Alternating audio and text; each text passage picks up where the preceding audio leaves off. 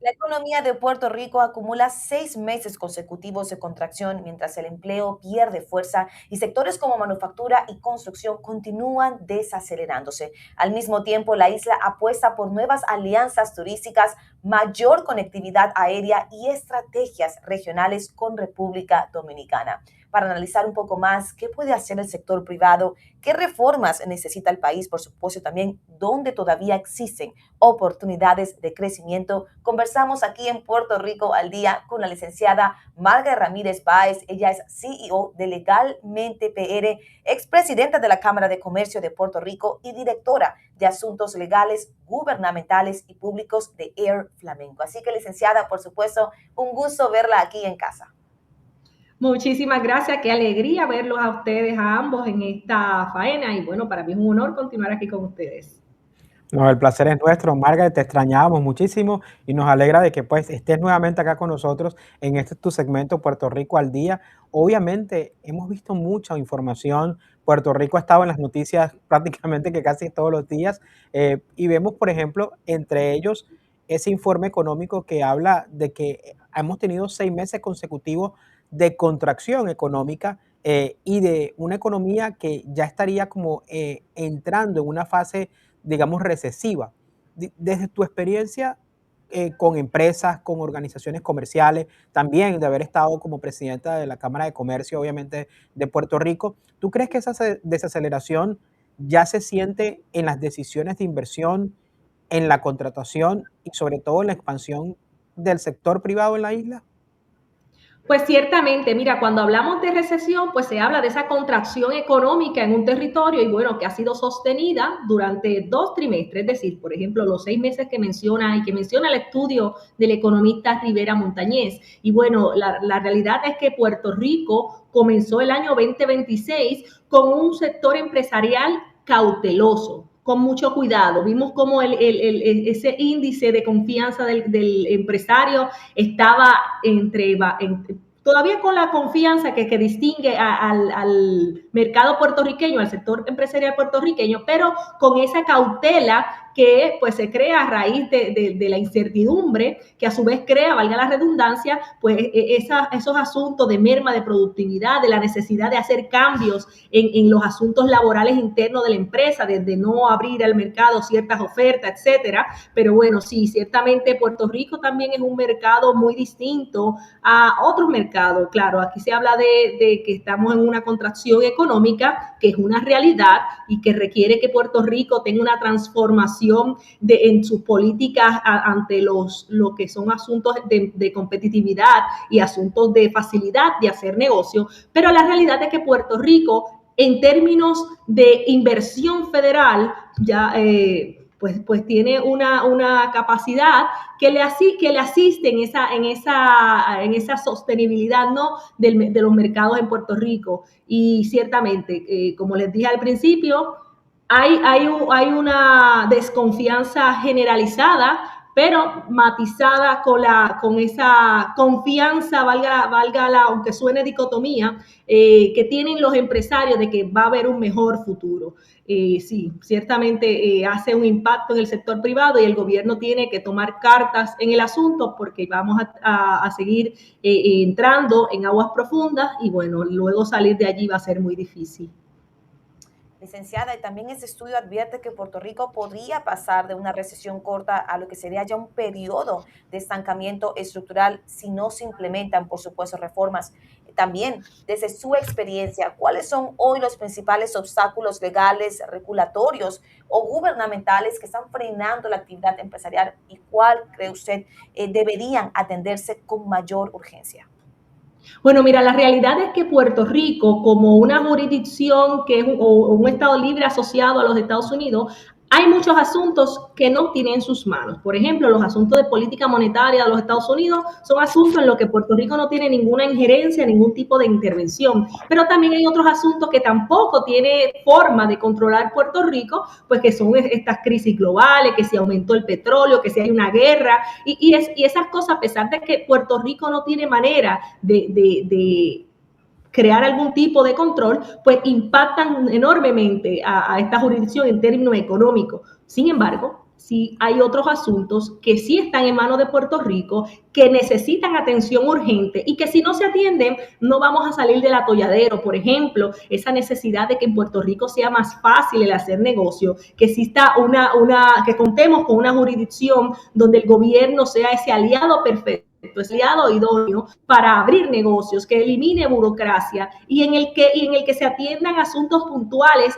que atentan contra ese sector productivo, que es el sector privado, como lo son la necesidad de que se cree un nuevo sistema de permisología que elimine burocracia, que cree una estabilidad en términos de certeza jurídica, pero a su vez también que se atiendan los asuntos de los altos costos de electricidad y los altos costos de hacer negocio. Mira, cuando hablamos de electricidad, hablamos de un elemento que es transversal, que afecta a todos los sectores económicos, afecta a todas las industrias, afecta el turismo y bueno, es la necesidad imperante de que Puerto Rico salga de ese atolladero, de que Puerto Rico tenga un sistema de electricidad que sea eficiente y no solo eso, sino que también tenga un precio justo. Pero más allá también los asuntos contributivos. No es posible que Puerto Rico sea una jurisdicción donde el sector que produce cada vez más sea latigado, ¿no? Y sea afectado con altos impuestos. Puerto Rico necesita aumentar esa base de quiénes son las personas que están específicamente aportando al fisco, pero también disminuir esos porcentajes impositivos que tiene la isla. Muy interesante porque obviamente es un juego, digamos, entre ambas cosas, entre lo que puede hacer la isla y lo que se puede hacer entre el mainland, obviamente. Pero desde la parte que sí pueden hacer internamente en la isla, por ejemplo, todo lo que es el tema de la manufactura, todo lo que es el tema de la construcción, el consumo, pues, aunque están mostrando ciertas señales de debilidad, mientras obviamente son un poco golpeados por los altos costos de energía, que es lo que continúa afectando más a las empresas, afectando más a la familia.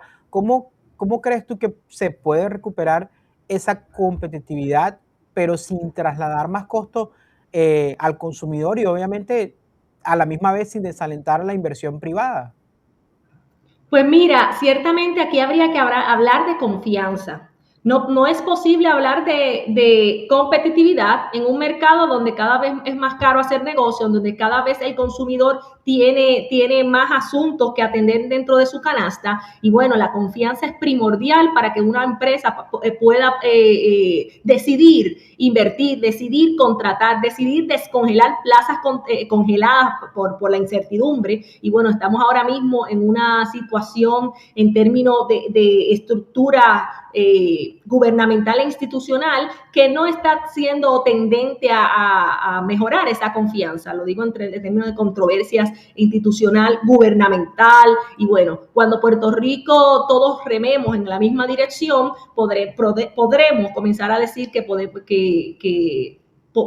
podríamos ser competitivos. Mientras Puerto Rico atienda su caja, poniéndole más impuestos y más trabas al que genera la productividad, bueno, no podemos hablar de competitividad. Puerto Rico necesita reconocer que el dinero requiere tener estabilidad y que el dinero requiere ser respetado en el sentido de que si las empresas son las que van a arriesgar, las que van a invertir, las que van a exponer no solamente sus recursos económicos y tecnológicos y de índoles empresariales, pues deben tener el apoyo de ese gobierno que a fin y a la postre el que va a recibir los impuestos que tanto se generan con el aumento de la productividad y de la empleomanía. Licenciada. Ahora también Puerto Rico y República Dominicana están promoviendo una estrategia turística multidestino para poder atraer esos viajeros europeos, también fortalecer esa conectividad regional. También desde su experiencia, licenciada, en aviación y en asuntos públicos, ¿qué cree usted que necesita esta alianza para convertirse en pasajeros, rutas, empleos, ingresos medibles para Puerto Rico y no quedarse únicamente pues en una campaña? Ciertamente necesitamos tener una matemática que podamos decir, mira, esto ha representado tanto en la economía. Lo cierto es que Puerto Rico en los pasados 2 años ha sido un protagonista, en cierto modo, de lo que es Fitur en España. Y bueno, allí hace 2 años pues implantaron lo que es ese acuerdo multidestino con la República Dominicana, pero también este año acordaron ser el país anfitrión el próximo año 2027, en enero, cuando vuelva Fitur. Bueno, pero cuando hablamos de ese multidestino es aprovechando ese número de pasajeros que vienen de fuera de la región de Centroamérica y del Caribe, para aprovecharlo en ambos destinos, tanto en la República Dominicana como en Puerto Rico.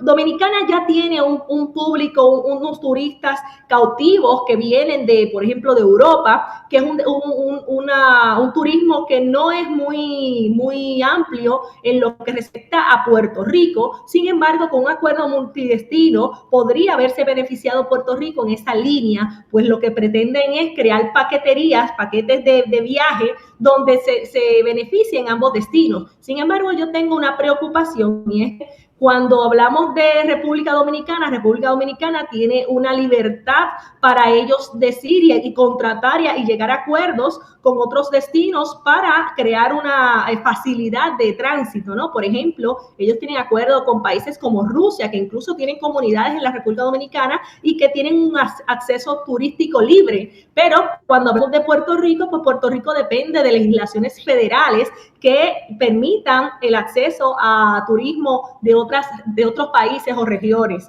Y bueno, a la medida de que haya una sincronía entre esos destinos que van a participar del multidestino entre Puerto Rico y República Dominicana, pues no habrá mayor inconveniente. Pero a la hora de ese otro turista que no requiere visado turístico para entrar a República Dominicana, pero sí lo requiere para entrar a Estados Unidos, pues ya ahí hay una traba. Esto va a ser región por región, país por país, destino por destino, pero lo cierto es que lo que es sumar, lo vemos siempre de buena cara. Lo importante es que también se le dé participación a todo el componente que compone, valga la redundancia, lo que es el sistema de transportación en Puerto Rico. No casarse con empresas que son externas a Puerto Rico, sino incluir las empresas que son locales en Puerto Rico y que ofrecen los servicios.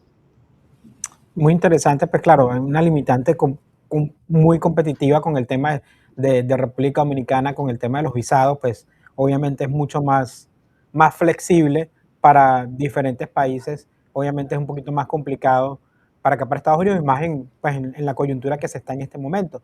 Ahora, viendo ante este panorama que tenemos ahorita, que son 3 decisiones concretas, ¿cierto?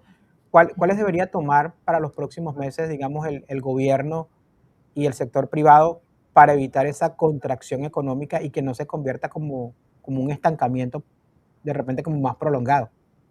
Sí, la verdad es que el sector privado está poniendo al extremo de su parte, siguen produciendo, siguen manteniendo empleo, aunque congelan posiciones, pero mantienen los empleos que ya tienen laborando, ¿no? Valga la redundancia, pero el gobierno tiene una tarea que sin ejercerse, el futuro de Puerto Rico pues, es totalmente insostenible y, por ejemplo, tiene que atender los asuntos de permisología. No es posible que Puerto Rico sea una jurisdicción donde se pretenda o se quiera mejorar la competitividad, pero tenemos unos sistemas de permiso que extrarregulan la actividad comercial, le crean etapas y barreras burocráticas, y no solamente eso, sino que lo encarecen y le crean incluso inestabilidad y falta de certeza jurídica. Otro asunto es atender los asuntos de reforma contributiva, ampliando esa base contributiva de quiénes son los que están participando en el fisco, quiénes son los que están aportando, y bueno, y disminuyendo esos impuestos de quienes sí aportan. Y también, y es lo principal, ¿no? Crear confianza en los diversos sectores, porque un sector económico, una industria económica, un sector empresarial, un sector privado que no confía en el mercado, que no confía en la economía, que no confía en las políticas públicas y la inestabilidad gubernamental e institucional que impera en una jurisdicción, pues es un sector que va a mermar su productividad, que va a mermar su capacidad para invertir, que va a posponer y que va a estar en cautela y con el botón casi en pánico porque, bueno, la estabilidad, como le he dicho yo anteriormente, el dinero persigue estabilidad. Donde no hay estabilidad en cuanto a regulaciones, donde no hay un ambiente tendente a permitir que el que produce produzca, pues entonces esa es una economía que inevitablemente va a seguir en merma, va a seguir en contracción y bueno, el cuento no es uno que uno quiera escuchar y ser parte de esa economía. Licenciada, definitivamente que la extrañábamos aquí con el segmento de Puerto Rico al día que tomamos y estoy segura que no solamente Raúl aquí, Vanessa, también la audiencia, un cariño especial a la isla del encanto, como le dicen. Así que gracias por traernos siempre lo más actual, por contarnos siempre lo que están personas como usted haciendo propiamente por levantar esa inversión, por levantar la economía de Puerto Rico. Así que hasta el próximo martes con su segmento, licenciada. Así es, yo también lo extrañaba mucho, tras unas merecidas vacaciones, aquí estamos de vuelta y bueno, Puerto Rico sigue dando de qué hablar y aquí estamos para informarlo siempre. No, gracias a ti por ser nuestra embajadora de Puerto Rico. Yo tengo como una duda que me surgió durante la conversación que estamos teniendo. Ese esfuerzo que se está haciendo, por ejemplo, para República Dominicana, por ejemplo, si el tema de los problemas son los visados y todo eso, yo siento que Puerto Rico tiene un potencial grandísimo para atraer a más turistas dentro de los mismos Estados Unidos. Playas con todo respeto, hasta más chéveres y mejores que las que tenemos aquí en Miami. Un clima Mira, espectacular, pues comida. ¿Por qué no se impulsa más? Yo siento que muchos acá en Mainland no se recuerdan que eso es un vuelo de distancia, no necesitas ni pasaporte. Con tu propio ID vas y puedes estar en un momentico en Puerto Rico. ¿Por qué no hacer una campaña fuerte para que más estados de acá vayan a pasarse un rato allá? Licenciada, podemos hasta ir para allá, hacer un video, usted sabe, ¿no? Promocionar la isla.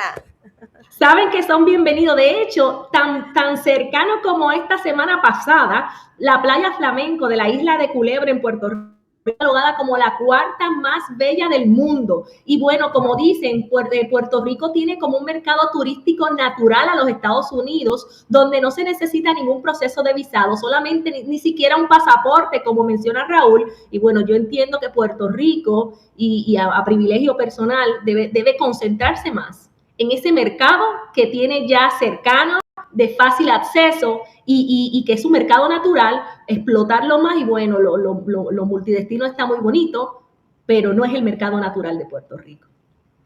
Interesante. Señores, para Puerto Rico nos vamos. Licenciada, hasta el próximo martes, que tenga un excelente resto de semana. Igual para ustedes. Y bueno, por supuesto, audiencia, breve pausa comercial por ahora, Puerto Rico, veremos el día de mañana. Ya regresamos.